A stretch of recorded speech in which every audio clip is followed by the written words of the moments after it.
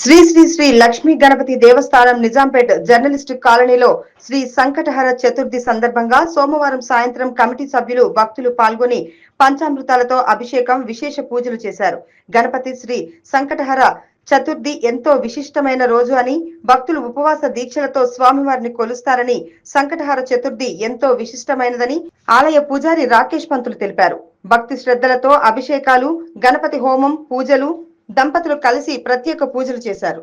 స్వామివారి అన్న ప్రసాదాలు స్వీకరించి స్వామివారి కృపకు పాత్రులయ్యారు. ఈ కార్యక్రమంలో దేవస్థానం కమిటీ అధ్యక్షుడు గోవిందరావు, సభ్యులు భవ్య టీవీ ఎండి కేవీవి సత్యనారాయణ, దేవేందర్ గుప్తా, కృష్ణారావు, టేకుల సుధాకర్ రెడ్డి, మల్లికార్జున్, రాము యాదవ్, దాల్ నాయుడు, రమేష్, మేకల జీతయ్య, మహేష్, వెంకట్రావు, జగదీష్ గుప్తా, కాలనీ నాయకులు, కమిటీ సభ్యులు, మహిళలు, భక్తులు, నాయకులు తదితరులు పాల్గొన్నారు. అందాలేలే చల్లని తల్లికి చంద్రహారతి, శ్రవణ దళితుల కళల చూసిన కర్పూర హారతి, సకల నిగమ వినుత చరణ శాశ్వత మంగళ హారతి.